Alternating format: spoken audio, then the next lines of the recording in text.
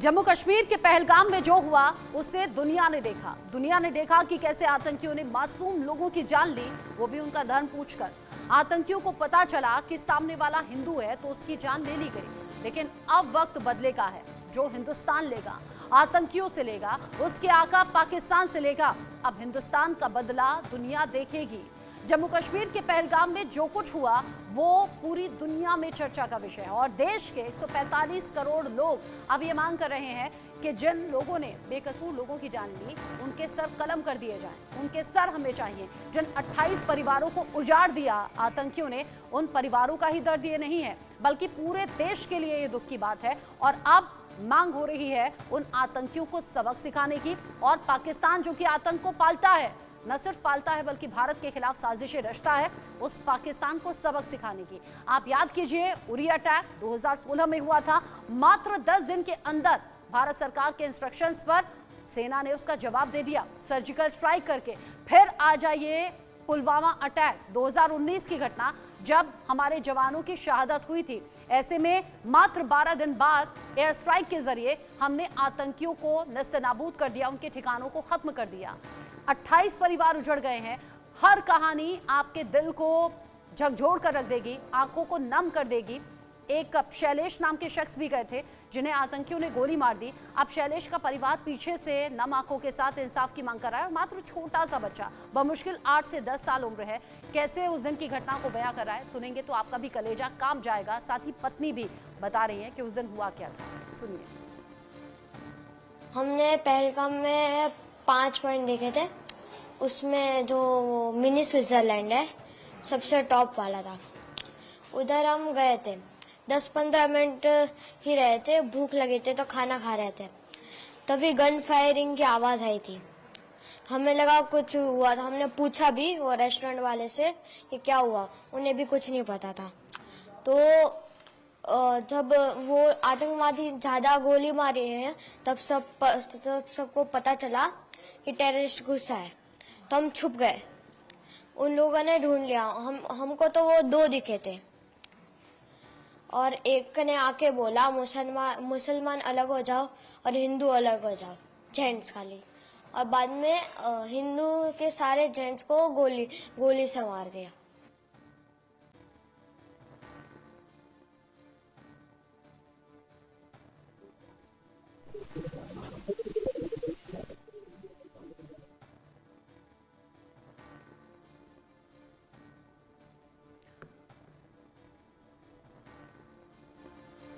शैलेश कलथिया नाम के शख्स जो कि पहुंचे थे, उनका परिवार पीछे से रो रहा है, बिलख रहा है। आप समझ सकते हैं किसी भी परिवार पर क्या बीती होगी।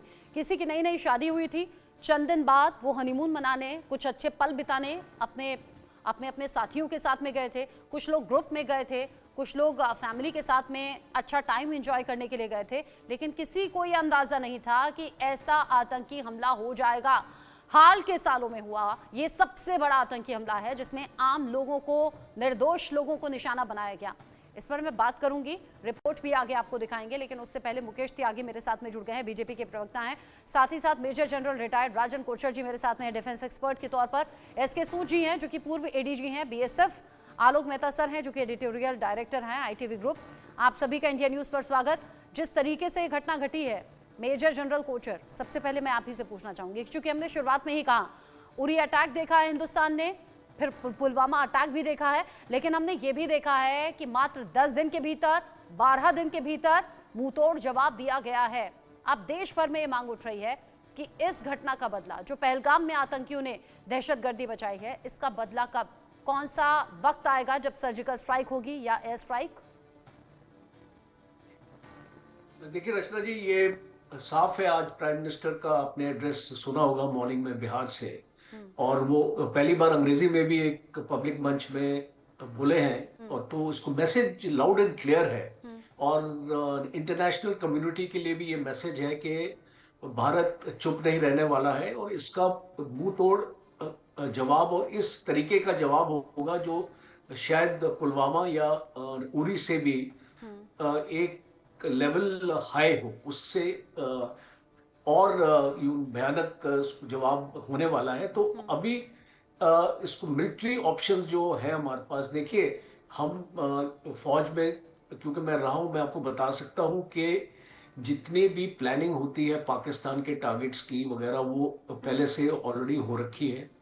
अब बस हमने ये डिसाइड करना है कि कौन सा टारगेट हमने सिलेक्ट करना है, कौन सा वेपन सिस्टम सिलेक्ट करना है और हमारी टाइमिंग क्या होगी। अब ये टाइमिंग सबसे इंपॉर्टेंट होता है, क्योंकि कोई भी चीज जज्बात के उसमें दायरे में नहीं ली जाती है, उसको अच्छी तरीके से सोच के प्लान करके होता है। अब आप जानते हैं कि जब आपका उरी हुआ था तो आई थिंक 11 या 12 दिन बाद हमने वो स्ट्राइक किया था, और बालाकोट भी 20-25 दिन के बाद हो गया था।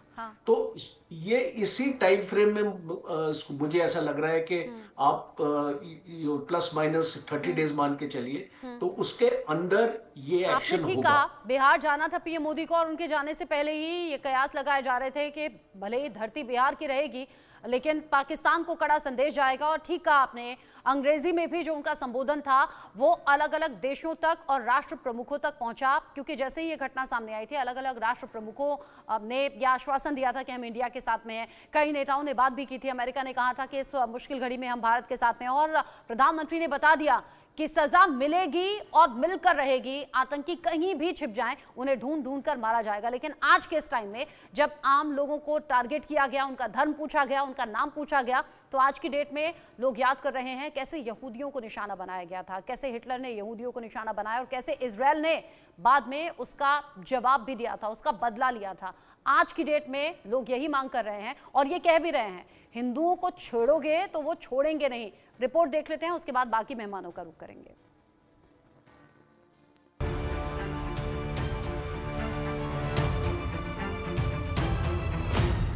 अब आतंकियों की बची खुची जमीन को भी मिट्टी में मिलाने का समय आ गया है। हिंदुओं की हुकार, मिट्टी में मिला दो पाकिस्तान। पाकिस्तान को करो पस्त, शास्त्र के साथ उठाओ शस्त्र। पाकिस्तान का, उसके पाले आतंकियों का बर्बादी का काउंटडाउन शुरू हो गया है। पाकिस्तान ने इस बार बड़ी गलती कर दी है, उसने हिंदुओं को छेड़ दिया है। इस बार पाकिस्तान को इसकी ऐसी सजा मिलेगी जिसकी उसने सपने में भी कल्पना नहीं की होगी। इस बार पाकिस्तान के आतंक का chapter full and final close होगा। पाकिस्तान के पाले आतंकियों ने पहलगाम में हिंदुओं से उनका धर्म पूछा, कलमा पढ़ने को कहा, पता चला सामने वाला हिंदू है तो उसकी जान ले ली। ये ठीक वैसा है जैसे कभी यहूदियों के साथ हुआ था, उन्हें चुन चुन कर मारा गया था, लेकिन इजराइल इसे भूला नहीं, उसने इसका बदला लिया। मोसाद ने अपने दुश्मनों को जो दुनिया में कहीं भी छिपे थे उन्हें ढूंढ ढूंढ कर मौत की नींद सुलाया। अब बारी हिंदुस्तान की है और निशाने पर हैं उसके दुश्मन, हिंदुओं के दुश्मन जो कहीं भी छिपे हो। भारत उन्हें ढूंढेगा और उनके किए की सजा देगा। जिन्होंने ये हमला किया है उन आतंकियों को और इस हमले की साजिश रचने वालों को उनकी कल्पना से भी बड़ी सजा मिलेगी। सजा मिलकर के रहेगी। अब आतंकियों की बची खुची जमीन को भी मिट्टी में मिलाने का समय आ गया है। हिंदुस्तान ने अभी पाकिस्तान पर केवल वाटर स्ट्राइक की है, जिससे पाकिस्तान बेचैन हो उठा है। आतंकी हाफिज सईद कभी हिंदुस्तान को इसे लेकर गीदड़ भपकी देता था। तू कहेगा कि पाकिस्तान का पानी रोकेंगे, कश्मीर के अंदर डैम बना के तुम पाकिस्तान के पानी को रोकोगे, पाकिस्तान की ज़राअत सनत का खात्मा करके, पाकिस्तान की मईशत तबाह करके, सी पैक के मंसूबे नाकाम करने के लिए तू बढ़ के मारेगा और तू चाहेगा हम चुप रहे। सुन, अगर तू पानी बंद करेगा इंशाअल्लाह हम तेरी सांस बंद करेंगे, इन दरियाओं में फिर खून बहेगा। आतंकी हाफिज सईद को तो भारत का जवाब मिल गया है। अब बारी पाकिस्तान के कब्जे वाले कश्मीर के कथित प्राइम मिनिस्टर चौधरी अनावरुल हक की है, जो पहलगाम हमले के बाद भारत के खिलाफ जहर उगल रहा है। इसके हवाले से भी दो टोक अंदाज में कहना चाहता हूं, चाहे इसकी कीमत खून से देनी पड़े। तुम बलूचिस्तान में पाकिस्तानियों के खून से होली खेलोगे, इसकी कीमत तुम्हें दिल्ली से लेकर मकबूजा कश्मीर के अंदर तक अदा करनी पड़ेगी। और जो हिस्सा इसमें कश्मीरी मुजाहिदीन का है, इंशाअल्लाह ताला वो पहले भी अदा करते रहे और आप पूरी कुव्वत और पूरी जुर्रत से अदा करेंगे। तुमसे जो होता है करो। चौधरी अनावरुल हक जैसी गीदड़ भपकी कुछ दिन पहले तक आतंकी सैफुल्लाह खालिद कसूरी भी दे रहा था, लेकिन हिंदुस्तान के एक्शन से वो खौफ में है और अब तौबा कर रहा है। इस हमले की आड़ में हिंदुस्तान के मीडिया ने मुझे मोर्द इल्जाम ठहराया, फौरी तौर पर पाकिस्तान पर इल्जाम तराशी की है और गुज़श्ता 24 घंटे हिंदुस्तान का मीडिया इल्जाम तराशियों पर उतरा हुआ है। वो एक जंगी दुश्मन है। उसने मकबूजा कश्मीर में भी 10 लाख फौज भेज के एक जंग की कैफियत पैदा की हुई है और वो पाकिस्तान के अमन को भी तबाह करना चाहता है। तो हम हिंदुस्तान के अज़ैम को समझते हुए दुनिया से ये मुतालबा करते हैं कि वो आंखें बंद करके हिंदुस्तान की हिमायत करने की बजाय वो हक और सच के साथ खड़े हों। कश्मीर के इलाका पहलगाम में हिंदुस्तान ने खुद साख्ता ड्रामा रचाया है, हम इसको मुस्तरद करते हैं। ये उसकी सोची समझी साजिश है और इसका हक़ायक़ के साथ पाकिस्तान या पाकिस्तान के किसी पुरअमन शहरी के साथ हरगज कोई ताल्लुक नहीं। मतलब साफ है, इस बार पाकिस्तान साफ होने वाला है। कभी भी पाकिस्तान के खिलाफ हिंदुस्तान का फाइनल एक्शन होने वाला है और तब पाकिस्तान को पता चलेगा हिंदुओं को छेड़ने का क्या नतीजा होता है। Bureau report, India news. इस बीच बड़ा अपडेट भी आप जान लीजिए। पहलगाम हमले को लेकर थोड़ी देर में सर्वदलीय बैठक होनी है। सरकार ने शाम 6 बजे का टाइम दिया है, सर्वदलीय बैठक बुलाई है। बैठक में पहलगाम हमले की जानकारी दी जाएगी। सरकार बताएगी कि क्या एक्शन लिए जाएंगे और किसकी तैयारी है। सीसीएस की बैठक के फैसलों की जानकारी भी दी जाएगी कि आगे कैसे मोर्चा अब संभाला जाएगा भारत के जरिए। गृह मंत्री अमित शाह विपक्षी दलों को इसकी जानकारी देंगे। तमाम विपक्षी नेता इस मीटिंग में हिस्सा लेने के लिए पहुंचेंगे। बैठक में विपक्षी दलों से सुझाव भी मांगे जाएंगे और उनसे उनकी राय भी ली जाएगी।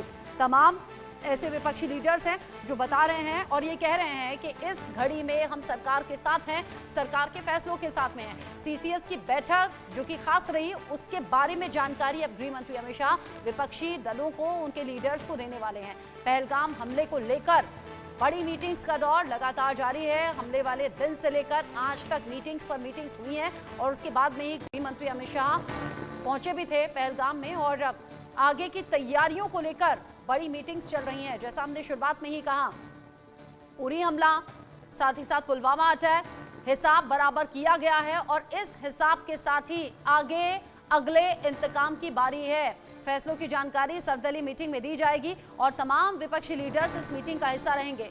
तो कौन कौन से लीडर्स पहुंचेंगे, आगे मीटिंग को लेकर क्या जानकारी होगी, ये अपने दर्शकों को हम टाइमली बताएंगे, मीटिंग से जुड़ा हुआ अपडेट। लेकिन साथ ही साथ ये हमला 28 घरों को उजाड़ कर रख गया और साथ ही साथ 145 करोड़ लोग अब ऐसे हैं जो कह रहे हैं कि जिन्होंने इस दहशतगर्दी को मचाया है उनका सर कलम किया जाए और न सिर्फ उनका सर कलम हो बल्कि पाकिस्तान जहां आतंक पलता है उस पाकिस्तान को भी नक्शे से मिटा दिया जाए, उसे भी पूरी तरह से बर्बाद कर दिया जाए। और पाकिस्तान में खलबली भी इसी बीच है। पाकिस्तान में प्रधानमंत्री शहबाज शरीफ मीटिंग कर रहे हैं तीनों सेना प्रमुखों के साथ में। एयरबेस पर मोर्चा संभाल लिया है एयर चीफ मार्शल ने और ऐसे में जो खलबली मची है, इस खलबली के बीच में मेरे साथ खास मेहमान भी जुड़े हुए हैं।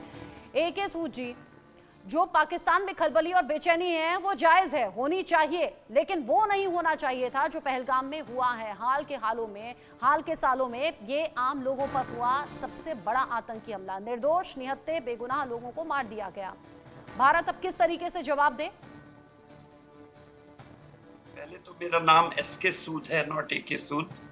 अगर मेरी आवाज सुन रही हो आपको तो प्लीज करेक्ट दैट। जी जी जी जी देखिए, सरकार ने कुछ एक्शंस ऑलरेडी ले लिए हैं। उन्होंने इंडस वाटर ट्रीटी को हेल्ड इन अबेंस रखा है। उन्होंने अटारी से आवाजाही रोक दी है, वीजा किए हैं तो मेरे ख्याल में इसके आगे जो भी स्टेप्स लेने हैं वो बहुत कंसिडर्ड व्यू से लेने चाहिए। अगर आप कुछ ऑफेंसिव एक्शन के बारे में सोचते हैं तो मेरा विचार है कि हमें अपने पास्ट एक्सपीरियंस को देख लेना चाहिए। इस तरह के हॉकिश स्टेटमेंट्स के ऊपर हमें उसमें बह नहीं जाना चाहिए। आप अगर डिस्पैशनेटली एनालाइज करें तो बालाकोट में हमने हमला किया, ठीक है, बालाकोट के तुरंत बाद उन्होंने हमला किया और उस हमले में हमारा एक जहाज गिर गया और हमने अपनी गलती से एक हेलीकॉप्टर और गिरा दिया, हमारे एक पायलट भी पकड़ा गया। तो अगर जनरल कोचर भी बताएंगे और भी कई जो लोग सिक्योरिटी से रिलेटेड लोग हैं, एप्रिसिएशन एक चीज होती है, टैक्टिकल और स्ट्रेटेजिक एप्रिसिएशन कि हमारे पास क्या है वो तो हमें पता है, दुश्मन के पास क्या है और दुश्मन किस तरह से रिएक्ट करेगा उसको असेस करना जरूरी है। पब्लिक को बताने के लिए ये बहुत अच्छी बात है कि जी वो सबक सिखाना, ये वो सिखाना, पब्लिक के इमोशंस हैं, बट ऊपर पॉलिटिकल लेवल पे, पॉलिसी मेकिंग लेवल पे, डिसीजन मेकिंग लेवल पे पूरी चीज को, पूरी व्यवस्था को अच्छी तरह से उसके ऊपर विचार विमर्श करके तो ना। और दूसरी चीज ये है, जब हमने पुलवामा के बाद एक हमला कर लिया तो पाकिस्तान ऑलरेडी इस बात से की जानकारी है उसको कि इस तरह का रिएक्शन हो सकता है, वो भी प्रिपेयर्ड होंगे। तो ऐसा नहीं है कि एक तरफा कार्रवाई हो जाए, उनके यहाँ हो रही हैं, अब ताबड़तोड़ भाग दौड़ हो रही है, मुझे नहीं पता, बट जैसे हमारे यहाँ मीटिंग्स हो रही हैं, यहाँ भी इसी स्थिति के ऊपर वो सोच विचार हो रहे होंगे बिल्कुल कि क्या हो सकता है, प्लानिंग। तो बिल्कुल सही कहा आपने, सही कहा आपने, खलबली है, तैयारियां भी हो रही हैं, आईएसआई चीफ भी मौजूद रहे वहां और तीनों सेना प्रमुख के साथ में शहबाज शरीफ ने मीटिंग की है। यानी अगर यहां तैयारियों को लेकर मीटिंग्स चल रही हैं और बड़े एक्शन की तैयारी है तो वहां भी खुद को डिफेंड करने के लिए डिफेंसिव मोड में अब पाकिस्तान है, या फिर ये कह लीजिए कि टकराव के लिए पाकिस्तान तैयार है। आलोक मेहता सर, चूंकि शुरुआत में ही मैंने जिक्र किया था यहूदियों को जिस तरीके से टारगेट किया गया, आज हिंदुस्तान में रह रहकर ये बातें भी हो रही हैं और साथ ही ये मांग भी और साथ ही ये सवाल भी कि क्या इजराइल की तरह बदला लेगा भारत और ले पाएगा क्या? रचना जी, देखिए, मैं ऐसा मानता हूं कि भारत बदला की बात नहीं है ये, और इजराइल से भी तुलना नहीं है। इजराइल छोटा देश है, उसकी अपनी लड़ाई अलग तरह की है। भारत की जो प्रधानमंत्री ने क्या कहा है आज कि ये हमला जो मासूम लोगों को मारा है, हमारे 28 लोगों को, ये भारत की आत्मा पर हमला है। ये भावनात्मक नहीं है। सूद साहब से मैं थोड़ा असहमत हूँ, वो बहुत वरिष्ठ बीएसएफ के अधिकारी रहे हैं, जानते हैं सेना को अच्छी तरह हमसे ज्यादा। लेकिन जहां तक मैंने थोड़ा राजनीति में और पहले से इंदिरा गांधी के समय से जो मैंने देखा है, तो आज की स्थिति भारत की 71, 65, 62 से बहुत डिफरेंट है। रक्षा विशेषज्ञ शिवशंकर मैनन से लेकर के रॉ के चीफ रहे जो लोग, आईबी के रहे आसिफ इब्राहिम, ऐसे जितने कितने ही आर्मी के लोग जिनके साथ एयरफोर्स में हमें लेकर के भी अमृतसर जाते थे, एयरफोर्स के चीफ, ऐसे में ओपी मेहरा जिस समय थे। इसलिए मैं कह सकता हूँ कि इससे स्ट्रेटजी एक दिन में नहीं बनती, पहले से नक्शे तैयार रहते हैं। ऐसे समय में जब भारत पर वो हमला कर दे तो क्या करें, सोते रहेंगे। इसलिए आतंकवादियों के निशाने उनके बारे में, अजीत डोवाल हैं, वो आईबी में जब चीफ रहे हैं, उसके बाद इस समय सुरक्षा सलाहकार हैं। पाकिस्तान में उनसे बड़ा एक्सपर्ट कोई नहीं है, पारसारथी हमारे थे। कई ऐसे राजनयिकों में भी आप कहें जिनको नक्शा न्यूक्लियर उन्होंने कहाँ क्या कर रखा है उसकी भी तैयारी रहती है हमारे पास कि क्या जवाब दिया जाएगा। इसलिए धमकी तो परमाणु की देते हैं, इसलिए इजराइल से तुलना ही नहीं करता मैं। मेरा कहना है कि इस बार जो आतंक का कहा गया, जैसे ओसामा बिन लादेन को किया था, अभी आपने हाफिज, अच्छा किया आपने दिखाया हाफिज इसका, उसके बाद भी ऐसे जो लोग हैं, आतंक के जो लोग केंद्रित आईएसआई के और सेना के जो ठिकाने पर जो काम कर रहे हैं, कब करेंगे हमें नहीं कह सकते, ये आप और हम डिसाइड नहीं करेंगे, ये सेना डिसाइड करेगी और सरकार की छूट होना चाहिए। देखिए, ये सेना के पुराने अधिकारी कह चुके हैं कि मनमोहन सिंह सरकार या उसके पहले की जितनी सरकारें थी कांग्रेस की, कभी भी उन्होंने इस तरह से छूट नहीं दी थी। प्रधानमंत्री नरेंद्र मोदी जब से आए उन्होंने कह दिया है कि भाई आप अपना तय करिए, हाँ अंतिम फैसला जब करना हो तो हमें बता दिए, इतनी तैयारी है। हम ये नहीं कहेंगे कि आप ये करिए ये मत करिए, क्योंकि ये काम आपका है। इस दृष्टि से मुझे लगता है कि आतंक को, और इसमें एक लाइन और मैं कहूंगा, देखिए उन्होंने, वो दुनिया के आतंक के अपराधी हैं, वो भारत के 26 नहीं, आप 89 से लेकर के आज तक कितने हजारों लोगों की हत्या कर चुके हैं।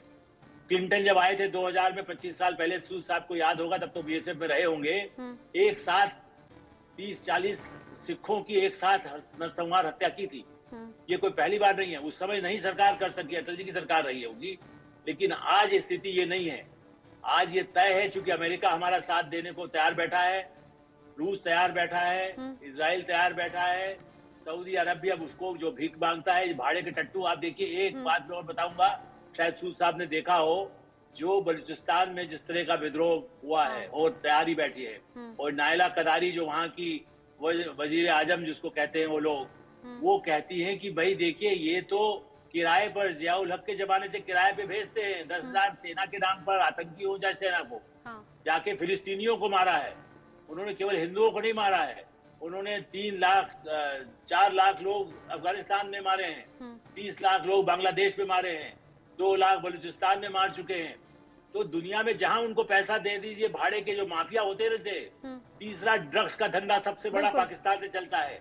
इसलिए इन सब पर इस समय मार करने के लिए दुनिया भारत के साथ है। बिल्कुल, दुनिया के अलग अलग लीडर्स ने प्रधानमंत्री मोदी से बात की है, और प्रधानमंत्री नरेंद्र मोदी ने भी बिहार में पहुंचकर जब अंग्रेजी में अपना भाषण दिया, यानी कि दुनिया भर में अपना संदेश पहुंचाया है कि आतंक का खात्मा जरूरी है, उन्हें मिट्टी में मिला दिया जाएगा, कहीं भी छिप जाएं, ढूंढ कर मारेंगे और सजा मिलेगी, मिलकर रहेगी। इस बीच भारत पाकिस्तान तनाव से जुड़ा एक बड़ा अपडेट भी।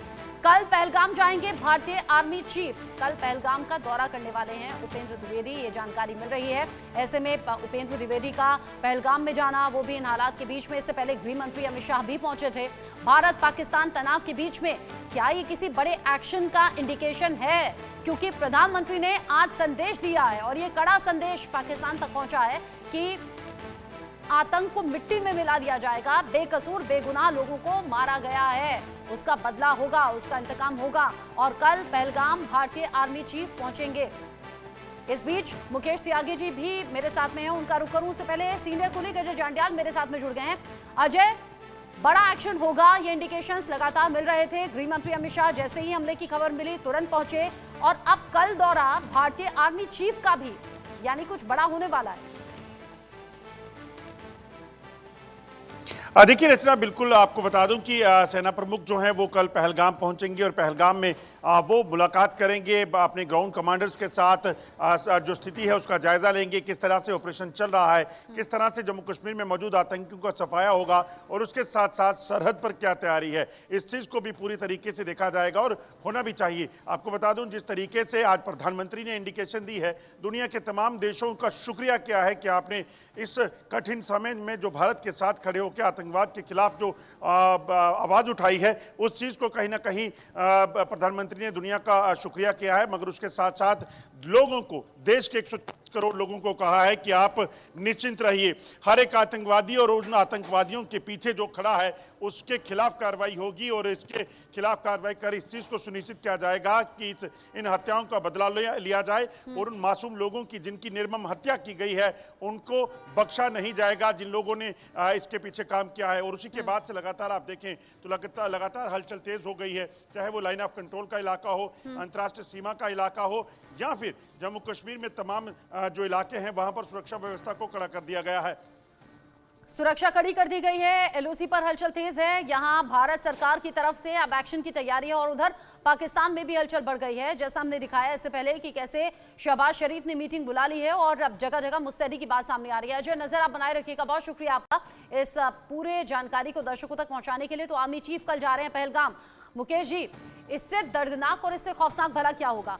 इससे पहले जब जवानों का टकराव होता है आतंकियों से तो इस तरह के वीडियो सामने नहीं आते, और उनके पास हथियार भी होते हैं। लेकिन यहाँ निहत्थे निर्दोष लोग थे जो तमाम रील्स बना रहे थे, वीडियोस बना रहे थे, यानी जाने वाले चले गए हैं, लेकिन उनसे जुड़ी तस्वीरें, उनसे जुड़ी कहानियां जब सामने आ रही हैं तो 100 आंसू रो रहा है हर एक हिंदुस्तानी। और अब मांग यही कि इंतकाम लिया जाए। नहीं, देखिए, जब कहते हैं गीदड़ की मौत आती है तो शहर की ओर दौड़ता है। मैं समझता हूँ उन्होंने मक्खी के छत्ते में अब ये हाथ डाल दिया है। बहुत दिनों तक इनको एक लंबी लॉन्ग रोप दी गई कि आप समझ जाइए, लेकिन एक शैतान जो है वो कभी समझता नहीं, वो फितरती शैतान ही रहता है। चाहे आप उसको किसी भी हालात में रखिए, तो जब शैतान की उसमें फितरत आती है तो पाकिस्तान एक बहुत शरारती और शैतान देश है, ये सब जानते हैं। वहाँ की जो आर्मी है IS, उनका खुद ही टेररिज्म के अंदर डीप स्टेट का इन्वॉल्वमेंट है। वो किस प्रकार से ये पूरी जो ये जो रेजिस्टेंस फोर्स थी TRF, जो लश्कर तोयबा की एक आउटफिट है, वो लगातार एक्टिव थे कश्मीर के अंदर, और वहां पर ये अपनी साजिश करता है। देखिए, हमारे देश की सबसे बड़ी विडंबना ये है कि हमारे देश के अंदर कुछ लोग ऐसे हैं जो जय फलिस्तीन बोलते हैं, कुछ लोग ऐसे बोलते हैं कि जब हिजबुल्लाह को मारता है तो उसके लिए जो है अपनी रैली सस्पेंड कर देती हैं। तो ये जो देश के दुश्मन हैं, इन लोगों से भी हम लोगों को बहुत बड़ा खतरा है। और लेकिन देश के अंदर क्योंकि जमहूरियत है, डेमोक्रेसी है, तो मोदी जी हर तरीके से ये कोशिश करते हैं कि अमन और शांति फैल जाए। लेकिन मैं समझता हूँ अब ये अति हो गई है। अब इसका जो है, जिस प्रकार से मोदी जी ललकारे वहाँ की बिहार की रैली में, मैं समझता हूँ उससे बिल्कुल साफ हो गया है कि बहुत कोई तगड़ा एक्शन लिया जाएगा। और जहां तक हमारा मामला है, पाकिस्तान से हमारी आर्मी डबल से ज्यादा है। जो फायर वर्क्स इंडेक्स में है, हम लोग 3 या 4 नंबर पर हैं, वो 12 नंबर पे पहुंच चुके हैं। तो उनकी हमारे मिलिट्री कैपेसिटी के मामले कुछ नहीं है। लेकिन देखिए, मोदी जी ने कितना इंटेलिजेंट डिसीजन लिया कि जो इंडस वैली एग्रीमेंट को उसको एबीएस में डाल दिया। अब उससे क्या होगा, इनकी 90% जो है जो पानी है, जो एग्रीकल्चर है, वो झेलम और इन 3 रिवर से आता है, जिसपे कंट्रोल पाकिस्तान का दिया गया है। और इनकी 30 से 35% बिजली इन्हीं पानी के आधार पे है। तो अगर आप समझिए ये पानी नहीं गया तो वहां पे इनको खाने का मुश्किल हो जाएगी, इनको बिजली मुश्किल हो जाएगी। तो वैसे ही एक तो ये इकोनॉमिकली खत्म हो चुके हैं पाकिस्तान। पहले ही बलूचिस्तान और POK के अंदर इनके अंदर मतलब वो डिसइंटीग्रेशन का प्रोसेस शुरू हो चुका है।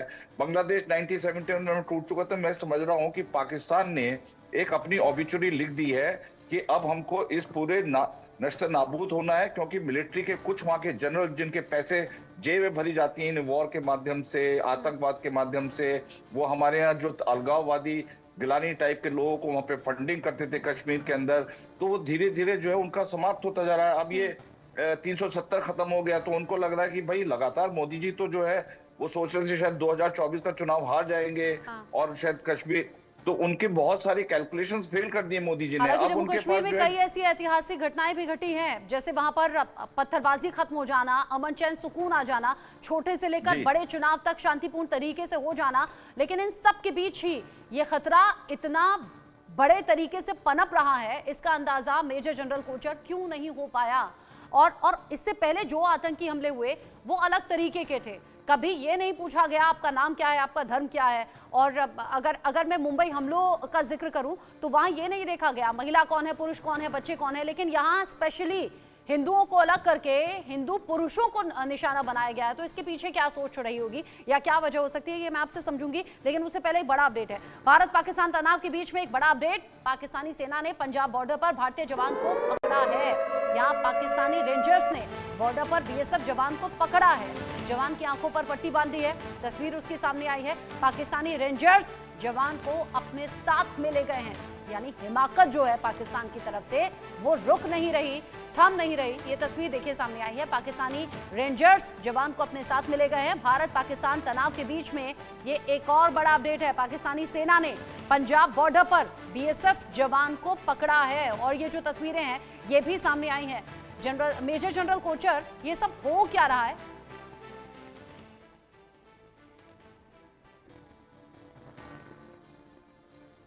अच्छा, मेजर जनरल कोचर से मैं सवाल करूं उससे पहले ये तस्वीरें एक बार फिर से दिखा देते हैं। पाकिस्तानी रेंजर्स ने बॉर्डर पर BSF जवान को पकड़ा है। जवान की आंखों पर पट्टी बंधी हुई है, इसकी तस्वीर सामने आई है। पाकिस्तानी रेंजर्स जवान को अपने साथ में लेकर गए हैं। भारत पाकिस्तान तनाव के बीच में ये बड़ा अपडेट है। पाकिस्तानी सेना ने पंजाब बॉर्डर पर भारतीय जवान को पकड़ा है। और अब ये तस्वीर सोशल मीडिया पर भी वायरल हो रही है। देखते ही देखते ये तस्वीर जैसे ही सामने आई, भारत पाकिस्तान के बीच में ऑलरेडी ये तनाव की खबर। और इस बीच ये तस्वीर, जावेद हुसैन इंडिया न्यूज संवाददाता मेरे साथ में जुड़ गए हैं। जावेद, भारत पाकिस्तान तनाव के बीच में ये एक और तस्वीर।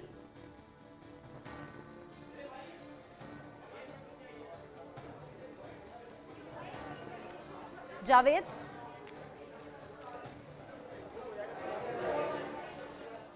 जावेद आवाज मिल रही है आपको? जावेद तक शायद आवाज नहीं पहुंच रही है। जवान जो BSF जवान है उसकी आंखों पर पट्टी बांधी हुई है। ये आप देख रहे हैं तस्वीरों में, भारत पाकिस्तान तनाव के बीच ही ये बड़ा अपडेट सामने आया है। पाकिस्तानी सेना ने पंजाब बॉर्डर पर बीएसएफ जवान को पकड़ा है। पाकिस्तानी रेंजर्स ने भारतीय जवान को पकड़ा और आंखों पर पट्टी बांधी है। जावेद, भारत पाकिस्तान के बीच तनाव के बीच एक के बाद एक अपडेट सामने आ रहे थे, ये एक और तस्वीर सामने आ गई। जी, भारत और पाकिस्तान के तनाव के बीच एक बड़ी खबर है कि पाकिस्तान रेंजर्स ने बीएसएफ के एक जवान को जो कि गलती से जीरो लाइन क्रॉस कर गया था उसे हिरासत में लिया। हालांकि पाकिस्तान रेंजर्स और बीएसएफ के जो सीनियर अधिकारी उनके बीच जो फ्लैग मार्च के जरिए जो एक मीटिंग होती है, फ्लैग मीटिंग, वो की जा रही है और बीएसएफ के सूत्रों का कहना है कि जल्द उस जो बीएसएफ का जो जवान उसे रिहा कर लिया जाएगा। ये पूरा मामला बॉर्डर एरिया का फिरोजपुर के पास का है, जब जो पेट्रोलिंग के दौरान जो ये बीएसएफ का जो जवान है ये गलती से जो है जीरो लाइन क्रॉस कर गया था, जिस दौरान पाकिस्तान रेंजर्स ने बीएसएफ के इस जवान को पकड़ा है। और जो भारत और पाकिस्तान के बीच का जो एक बड़ा तनाव, इस बीच में एक बड़ी खबर है। लेकिन जानकारी यही है बीएसएफ सूत्रों के हवाले से, जो टॉप अधिकारी उनका कहना है कि जो पाकिस्तान रेंजर्स हैं उनके अधिकारी, उनसे इस वक्त बातचीत लगातार जारी है और जो बीएसएफ के जो इस जवान है इसको रिहा करने के लिए जो है पूरी कोशिश की जा रही है। यानी ऑफिशियल्स आपस में बात कर रहे हैं। आपने कहा कि मीटिंग चल रही है, गलती से ये जवान लाइन क्रॉस कर गया और फिर उसके बाद में पाकिस्तानी रेंजर्स ने पकड़ लिया। लेकिन हो सकता है कि ऐसी घटनाएं पहले भी सामने आती रही हों, लेकिन इस टाइम पर यह खबर बड़ी हो जाती है जब पहलगाम में आतंकी हमला हुआ है। जावेद जी, देखिए बिल्कुल जिस तरीके से पहलगाम में जो आतंकी हमला हुआ जिसमें 28 बेकसूर लोगों की जान गई, उस वहीं दूसरी तरफ पंजाब के फिरोजपुर के बॉर्डर के पास जो कि इंटरनेशनल बॉर्डर है, वहाँ पे बीएसएफ का जो जवान है जो गलती से जीरो लाइन क्रॉस करेगी। क्योंकि जीरो लाइन का जिक्र हम इसलिए कर रहे हैं कि ये पाकिस्तान रेंजर्स की तरफ से भी कई बार अगर ऐसी गलती होती है तो एक प्रोटोकॉल होता है जिसमें उन्हें उस जवान को छोड़ना पड़ता है। और जिस तरीके से बीएसएफ के टॉप सोर्सेज के हवाले से खबर है, वो बता रहे हैं कि जो फ्लैग एक मीटिंग की जा रही है पाकिस्तान रेंजर्स के अधिकारियों के साथ और बीएसएफ के जो सीनियर अधिकारी है उनके बीच लगातार बात चल रही है और जल्द बीएसएफ के उस जवान को रिहा करने की कोशिश की जाएगी। क्योंकि लगातार जो बीएसएफ के सोर्स का कहना है, जो उनसे बात हुई है, उनका कहना है कि जीरो लाइन गलती से क्रॉस कर जाने के कारण, क्योंकि जो बॉर्डर एरिया होता है वहाँ पे लगातार बीएसएफ और पाकिस्तान रेंजर्स अपने अपने जो एरिया होता है जीरो लाइन के अंदर, वहाँ पर वो पेट्रोलिंग करते रहते हैं बॉर्डर एरिया पे। और ये आमतौर पर ऐसा होता है, कई बार बॉर्डर एरिया ऐसा होता है कि कई बार जो जवान होते हैं दोनों देश के, वो गलती से लाइन क्रॉस कर जाते हैं। तो ऐसे में एक कहीं ना कहीं दोनों कंट्रियों के बीच एक संधि है कि इस तरीके की अगर कहीं गलती से भी हो जाती है, क्योंकि आमतौर पर एक बड़ा इंटरनेशनल बॉर्डर है और ऐसे में आमतौर पर पेट्रोलिंग के दौरान ऐसा हो जाता है। तो ठीक उसी तरीके से जिस तरीके से बीएसएफ के इस जवान से जो गलती हुई जिसने जीरो लाइन क्रॉस किया। और आप रहिए मेरे साथ में, मेरे सीनियर कोलीग राकेश कुमार सिंह भी मेरे साथ में जुड़ गए हैं। और जैसा आपने कहा कि अक्सर ऐसा हो जाया करता है पेट्रोलिंग के वक्त में कि जीरो लाइन जवान क्रॉस कर जाए और यह आपस में बातचीत के जरिए सुलझाया जाता है और अब रिहाई को लेकर भी कोशिश जारी। राकेश, लेकिन ये खबर इसलिए बहुत ज्यादा ध्यान खींच रही है क्योंकि यहाँ पहलगाम अटैक को लेकर हम बात कर रहे हैं, पाकिस्तान की साजिशों की हम बात कर रहे हैं और उधर जवान को पकड़ लिया गया। देखिए रचना, ये बड़ी खबर और फिरोजपुर से, और जिस तरह से जो बीएसएफ के टॉप सोर्सेज ने हमें बताया है कि बीएसएफ और पाकिस्तानी रेंजर्स के बीच जो है फ्लैग मीटिंग इस मसले को लेकर चल रही है, क्योंकि गलती से बॉर्डर क्रॉस कर गया था बीएसएफ जवान। और जैसा कि आप जानती हैं कि अभी जो है वहाँ गेहूं कटाई का सीजन है और ऐसी स्थिति में हर एक किसान के साथ जो है बीएसएफ के जवान जाते हैं और ऐसी स्थिति में उसने जीरो लाइन को क्रॉस कर गया और उसके बाद जो है पाक रेंजर्स ने उसे अपने कब्जे में ले लिया। इसे लगातार जो पाक रेंजर्स हैं पूछताछ कर रहे हैं, लेकिन अभी की बड़ी खबर यह है कि बीएसएफ और पाक रेंजर्स के बीच जो है फ्लैग मीटिंग जारी है। फ्लैग मीटिंग जारी है ऑफिशियल्स के बीच में और जब भी कोई नतीजा निकलकर सामने आएगा अपडेट पर नजर इंडिया न्यूज लगातार बनाए हुए है। राकेश कुमार सिंह, जावेद हुसैन, बहुत शुक्रिया आप दोनों का साथ में जुड़ने के लिए, इस खबर को लेकर अपडेट हमारे दर्शकों तक पहुंचाने के लिए। वापस से अपनी खबर पर आते हैं। जम्मू कश्मीर में पहलगाम में जो आतंकी हमला हुआ, जो परिवार उजड़ गए, अब उन परिवारों की तरफ से ही नहीं बल्कि भारत की तरफ से, भारत के लोगों की तरफ से मांग हो रही है कि इसका माकूल जवाब दिया जाए। और आज प्रधानमंत्री नरेंद्र मोदी ने इसके संकेत दे भी दिए। कल आर्मी चीफ भी पहलगाम पहुंच रहे हैं। लेकिन मेजर जनरल कोचर, जो इससे पहले हम बात कर रहे थे, आतंकी हमले अगर गौर करें, हम याद करें तो इससे पहले भी हुए हैं, लेकिन इस तरीके से नहीं हुआ था। क्यों? देखिए, क्यों नहीं हुआ था? नहीं, क्योंकि क्यों अब हुआ है, मेरा सवाल ये। क्यों इसलिए हुआ है क्योंकि आज पाकिस्तान का जो आर्मी चीफ है वो है जनरल मुनीर। वो एक जिहादी सोच का जनरल है और वो चाहता है कि पाकिस्तान और भारत के बीच में तनाव और बढ़े। जिस प्रकार से आपने उसकी स्पीच सुनी, आप इशारा कर रहे हैं वो 6 दिन पहले वाली स्पीच जिसमें बताया था भारत पाकिस्तान का बटवारा क्यों हुआ, हिंदू हमसे अलग क्यों है, यानी कि जहर वहीं पर बोया गया। बिल्कुल वहीं पे बोया गया। और आप एक आर्मी चीफ की सोच समझ सकते हैं। उसकी सोच एक आर्मी चीफ की होनी चाहिए जब वो स्पीच देता है कि उसने अपनी फौज को कैसे मजबूत कर रहा है, बलूचिस्तान की चुनौती को वो जो कैसे फेस कर रहा है, खैबर पख्तूनवा में तहरीके तालिबान को जो है कैसे वो काबू करने की कोशिश कर रहा है।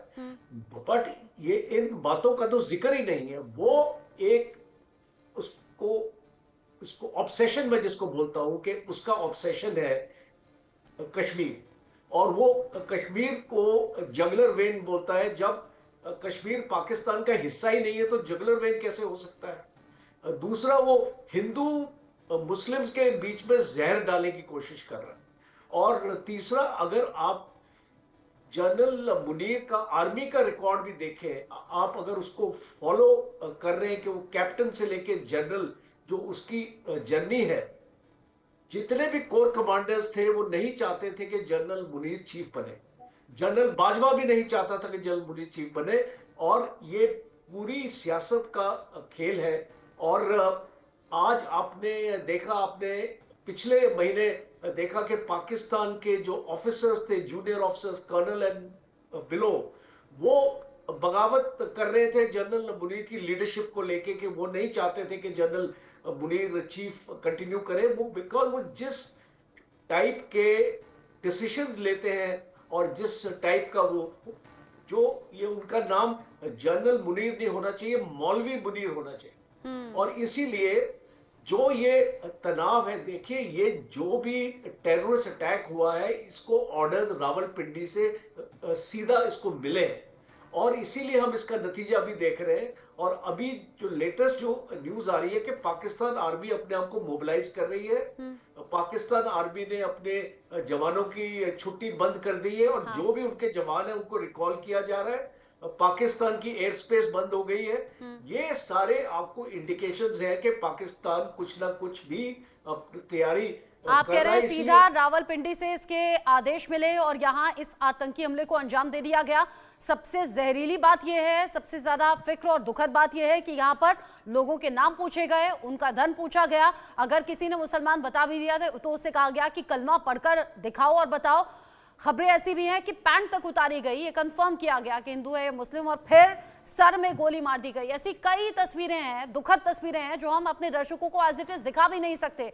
लेकिन कैसे टारगेट किया गया, कैसे गोली मारी गई, ये खबर जो भी सुन रहा है कलेजा कांप जा रहा है।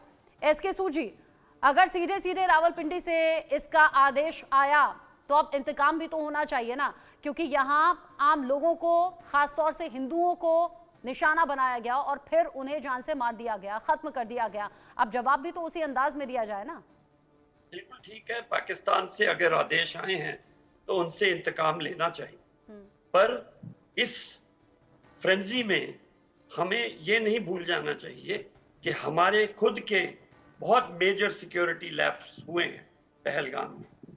वहां पर 2000 व्यक्ति जमा है और वहां पर जो मेरे पास सूचना है, सिवाय 2 टूरिस्ट पुलिस जिनके पास हथियार भी नहीं होते, उनके अलावा कोई नहीं था। फौज को वहां पहुंचने में 2-2.5 घंटे 3 घंटे लगे। तो जो और अगर हमारी एजेंसी इतनी तेज हैं कि उन्होंने इस घटना होने के 24 घंटे के अंदर में मिलिटेंट्स को आइडेंटिफाई कर लिया, उनका पीछा कर लिया, तो ये सब चीजें पहले से क्यों नहीं सिक्योरिटी फोर्सेस को दी गई? वो जब पाकिस्तान कॉम्प्लिसिट है, इसमें कोई शक नहीं है, पर हमारे इंटरनल जो हमारी कमियां हैं उनको भी हमें बहुत अच्छी तरीके से देखने की आवश्यकता है। और मैं इस नैरेटिव को बिल्कुल एक्सेप्ट नहीं करता हूं क्योंकि मैंने वहां से पता किया है और 1000 चीजें वहां पर वीडियोस हैं और सब कुछ है। अगर कोई कहता है कि हिंदू पूछ के मारा गया तो वो तो मर गया, तो बताया किसने? उनकी पत्नी ने, उनके बच्चों ने, कितने सारे तो बयान है सर। तो पत्नी और बच्चे कैसे जिंदा रह गए? कहाँ बयान है? अरे ये आपने एक बयान दिखाया मुझे। एसके सूद जी, ऐसा सुनिए तो, जिंदा रह गया? ऐसा एक नहीं, मतलब छोटा बच्चा जो 8-10 साल का है वो बता रहा है कि कैसे वहां पर आतंकी आए। उन्होंने पूछा हिंदू कौन है, मुसलमान कौन है, अलग अलग किया गया और फिर ये कहा गया कि तुम लोग जाओ, यानी कि जो महिलाएं हैं, जो बच्चे हैं, उन्हें भेज दिया वहां से और आदमियों को गोली मारी है सर।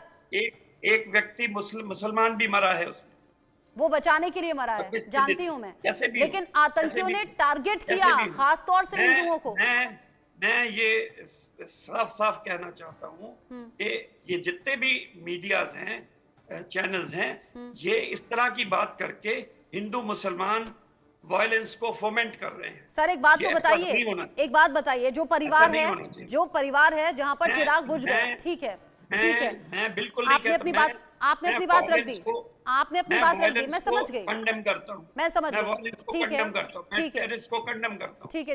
ये जो नैरेटिव चलाया जा रहा है, अब जरा ऐसे सोच कर देखिए, अगर ये कोई पॉलिटिकल लीडर बोल रहा होता ना, तब आप ये सवाल कर सकते थे। जिन परिवारों के चिराग उजड़ गए हैं, बुझ गए हैं, वो जो विधवा हो गई हैं औरतें, वो बता रही हैं कि कैसे वो लोग आए थे, उन्होंने पूछा था हिंदू हो या मुसलमान हो, तब गोली मार दी। महिलाएं ये भी बता रही हैं, आलोक सर आपने तो तमाम बयान देखे होंगे, मतलब छोटा बच्चा जो अभी हमने शुरुआत में चलाया, वो बता रहा है कि हम लोग भागकर आ गए, हमें भेज दिया वहां से और उसके बाद में जो आदमी थे उन्हें गोली मार दी गई।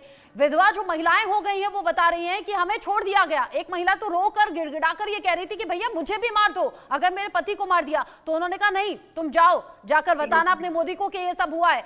ये सब कहानियां थोड़ी हो सकती हैं, मतलब जिन्होंने अपने ऊपर ये झेला है उन्हें कोई स्क्रिप्ट नहीं दी गई है, वो रोकर गिड़गिड़ाकर दुखी होकर ये सब कुछ बता रही हैं। आलोक सर आपसे मैं रिएक्शन लूं, एक बार उस बच्चे को सुन लेते हैं, जो बता रहा है, और बच्चे को कोई स्क्रिप्ट नहीं थमा सकता, बच्चे को सुनवाते हैं। हमने पहलगाम में 5 पॉइंट देखे थे, उसमें जो मिनी स्विट्जरलैंड है सबसे टॉप वाला था।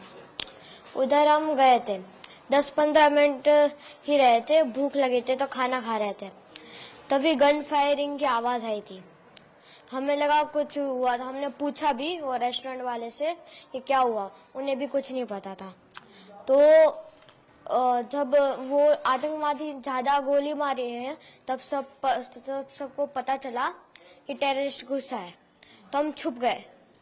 उन लोगों ने ढूंढ लिया, हमको तो वो 2 दिखे थे और एक ने आके बोला मुसलमान अलग हो जाओ और हिंदू अलग हो जाओ, जेंट्स खाली, और बाद में हिंदू के सारे जेंट्स को गोली से मार दिया। आलोक सर जब भी इस बच्चे को मैं सुन रही हूँ तो मेरा तो ऐसा लग रहा है रोंगटे खड़े हो जा रहे हैं, और ऐसे कई परिवार हैं, मतलब कई लोग तो बोल नहीं पा रहे, और जो महिलाएं विधवा हो गई वो रोकर अपनी कहानी बयां कर रही हैं। मतलब एक बोलता तो शायद हमें लगता कि डाउट है, इतने सारे लोग एक जैसी बातें थोड़ी झूठ बोलेंगे। देखिए बिल्कुल रचना जी, मैं बहुत ही माफी चाहता हूँ सूद साहब से, जो हो सकता है उन्होंने ज्यादा वीडियो न देखे हो। आप देख लीजिए महिलाओं के जो जिनके पति परिवार के लोग मारे गए, क्या वो सब झूठ बोलने के लिए कहेंगे?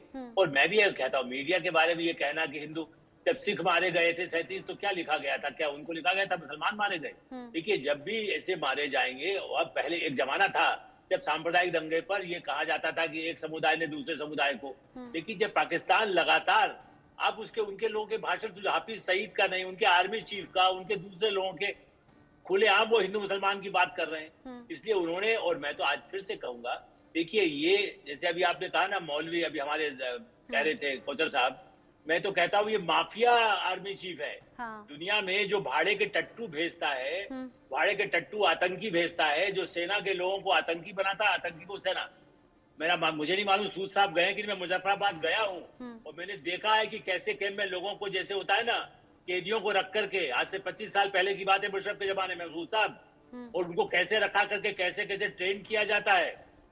ये मीडिया, क्योंकि अब ये तो सही है कि उस सब कोई बयान नहीं है हमारे पास, लेकिन मैं जानता हूं कि लगातार प्रशिक्षण देना, उनको या तो आर्मी में भर्ती कर लेना या आतंकी बना करके भारत में, और इस समय ये सही है, वो चाहता है कि हिंदू मुसलमान हो, लेकिन एक आप देखिए 2 दिन में कहीं भी कोई आवाज हिंदू मुसलमान के रूप में तनाव नहीं हुआ।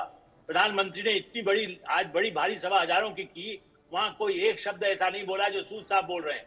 मेरा कहना है कि हिंदू मुसलमान को वो नहीं बिगाड़ सकते, हम भी यही कह रहे हैं, मीडिया भी यही कह रहा है। लेकिन जिस ढंग से दुनिया में हम ये कहते हैं कि आप जब हिंदू कहकर के मार रहे हैं तो ये इससे भी गणित है, क्योंकि कब जब यहाँ से कोई मारता है तो सलमान आपने जी का एक बार आ गया, हो सकता है प्रतीक में, देखिए कोई ना कोई तो उनको सहायता कर रहा था, मोटरसाइकिल लेकर के पहुंचे। देखिए जब से फारूक अब्दुल्ला, शेख अब्दुल्ला, इंदिरा गांधी में शेख अब्दुल्ला को जब रिहा करके भेजा था सपनू हाउस में उनका हुआ, आई वॉज विटनेस 73-72 जब आए थे, मैं तब से देख रहा हूँ ये लोग जब सत्ता में रहते हैं उसके बाद, खास करके 88 के बाद से देखिए लगातार जब सत्ता में आते हैं उनके साथ। इसीलिए कल अमित शाह जी ने जो मीटिंग की है उसमें उमर अब्दुल्ला को नहीं रखा, पहले अलग से बात किया, क्योंकि बीएसएफ पर भरोसा है, सीआरपीएफ पे भरोसा है, सेना पे भरोसा है, अपनी एजेंसी पे भरोसा है। उनके साथ ऐसे लोग आ जाते हैं, महबूबा और उमर अब्दुल्ला फामली के साथ पॉलिटिक्स इस पर खूब हो रही है। हालांकि मैक्सिमम जो विपक्षी लीडर्स हैं वो ये कह रहे हैं कि इस वक्त कड़े कदम उठाए जाने चाहिए। जो सो कॉल्ड आग उगलने वाले बयान देते थे वो नेता भी अब साथ में आ रहे हैं, कह रहे हैं कि कड़े कदम उठाइए, हम आपके साथ में। अब तो सर्वदलीय मीटिंग का भी टाइम नजदीक आ रहा है। अच्छा, जिस बच्चे को अभी हमने सुना उसकी माँ को भी सुनवा देते हैं एक बार, कैसे उन्होंने अपनी आंखों से उस पूरी घटना को देखा, सुनते हैं। में फायरिंग की आवाज आई तो हमने सब तरफ देखा पर कुछ दिखा नहीं। तो हमने शॉप वाले से पूछा कि आवाज कैसी है, वो लोग भी डर गए कि मैडम पता नहीं, हमने भी आज पहली बार सुनी है। और इतनी देर में फिर से वापस वो फायरिंग की आवाज आई तो सबको लगा कि नहीं कुछ तो गलत है, तो सब अपनी जान बचा के इधर उधर छिपने के लिए भागे, पर कहीं छिपने की जगह थी ही नहीं, क्योंकि पूरा तो बाउंड्री किया हुआ था, तो कहाँ कोई भागे कहाँ कोई छिपे। और इतने में सडनली वो हमारे सामने आके खड़ा हो गया। तो हम इस तरफ झुक के जहाँ पे थे, हमारे सामने तो एक था, बाकी कहीं भी हर जगह सबको घेर लिया था उसने। हमारे सामने जो एक बंदा था उसने ये बोला हिंदू एक तरफ हो जाओ, मुसलमान एक तरफ हो जाओ। फिर उसने बोला कलाम, तो जो मुसलमान थे उसने बोला कि मुस्लिम, फिर उसने बोला कलाम, फिर मुस्लिम, फिर कलाम, फिर मुस्लिम। जो उनका होगा कुछ हमें तो वो पता नहीं था, क्योंकि मेरे बाजू में जो लेडी थी वो मुस्लिम थी, तो मैं सुन रही थी। जैसे ही आतंकवादी कलाम बोलता है ना, तो जो मुसलमान होते हैं वो लोग बोलते हैं मुसलमान। तो वो उसने पूछा, हिंदू को एक तरफ किया और जो भी हिंदू भाई थे सबको शूट कर दिया। एक महिला हमने सुनाई है, ऐसी कई महिलाएं हैं जिन्होंने ये घटना अपनी आंखों से देखी। 28 परिवार उजड़ गए, किसी का पति, किसी का बेटा, किसी का भाई अब इस जिंदगी को छोड़कर जा चुके हैं, यानी कि उनकी जान जा चुकी है, पीछे से बस परिवार रह गए हैं बताने के लिए। मुकेश जी, बड़ा कलेजा कांप रहा है इन घटनाओं को देखकर और सुनकर, लेकिन सवाल ये भी कि हफ्ता भर पहले आ गए थे आतंकी, रेकी की थी इन्होंने बाकायदा, और जिस ऊपरी इलाके में जाकर इस घटना को अंजाम दिया है, नॉर्मल गाड़ियां नहीं घोड़ों से गए थे, यानी कि तैयारी पूरी थी। कमी कहां रह गई जो समझ नहीं पाए हम किस तरह का हमला हो सकता है? मैं समझता हूं कि इसमें बहुत डीप साजिश है, और जिस प्रकार से मोदी सरकार को बदनाम करने की एक साजिश हो सकती है कि आपने 370 हटाया, आपने क्या हासिल कर लिया। तो ये जो है दुख वहां के जो लोकल सियासतदान हैं उनके दिल में बहुत बैठा हुआ है, और वो किसी भी तरीके से ये चाह रहे हैं कि 370 से कोई फायदा देश को नहीं हुआ, जम्मू कश्मीर को कुछ नहीं हुआ, नील बटा सन्नाटा। ये साजिश प्रूव करने के लिए दुश्मनों के साथ मिलकर के जम्मू कश्मीर में इस प्रकार का, मुझे ये बताइए कि जब से 370 वहां पे लगी है, वहां पे मैं समझता हूँ आतंकवाद जो है बिल्कुल समाप्त हो गया, पत्थर फेंकने बंद हो गए थे। तो वहां पे अमन शांति, म्यूजिक, तमाम जो वहां के स्कूल थे सब खुलने लगे थे। बिल्कुल मैं लाल चौक पे खुद गया हूँ, वहां पर बिल्कुल सामान्य वातावरण था, किसी भी प्रकार का कोई आतंकवादी, कोई घबराहट नहीं होती थी।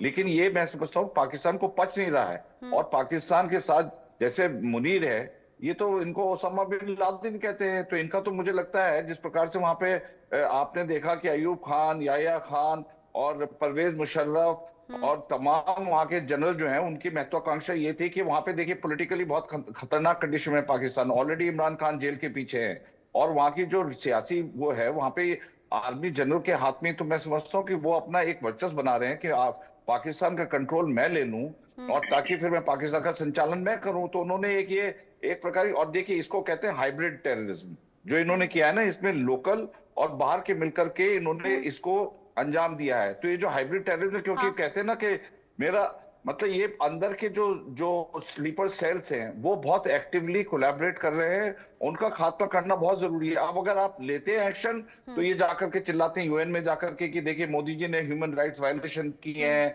तमाम जगह जाकर के राहुल गांधी भी जाएंगे, पूरे विश्व के अंदर बोलेंगे। मैं समझता हूँ कि देर आए दुरुस्त आए, कम से कम आज 6 बजे all India all parties meeting हो रही है, उसमें शायद पॉलिटिक्स ना हो, आपस में बैठ करके एक केंद्र बिंदु है। हमारा ये नेबर जो है ये बहुत खतरनाक है, ये नासूर है, इसको खत्म करना बहुत जरूरी है। इलाज का वक्त है, अब उसके इलाज का वक्त उसी के अंदाज में देने का वक्त है जिसकी तैयारी अब हो रही है। और उसी के लिए हमने कहा कि बिहार में जब पीएम मोदी बोल रहे थे तो उन्होंने अपना भाषण हिंदी के साथ साथ अंग्रेजी में भी दिया, ताकि विश्व के अलग अलग देशों तक, अलग अलग जो देश के नेता हैं उन तक उनका मैसेज बहुत क्लियर चला जाए और ये कड़ा संदेश पाकिस्तान तक भी पहुंचे कि अब तुम्हारे इलाज की बारी आ गई है, जो कि बहुत ज्यादा जरूरी भी है। बहुत शुक्रिया आप सभी का साथ में जुड़ने के लिए। मेरे साथ में कोचर सर थे, एसके सूद जी थे, मुकेश जी थे, आलोक सर थे, बहुत शुक्रिया आपका। इस बीच बड़ा अपडेट, पहलगाम हमले के बाद में बीएसएफ का बड़ा ऐलान भी सामने आया है। अटारी बॉर्डर पर रिट्रीट सेरेमनी पर बड़ा फैसला सामने आया। सेरेमनी के दौरान बंद रहेंगे गेट, पाकिस्तानी जवानों से हाथ नहीं मिलाएंगे भारतीय जवान।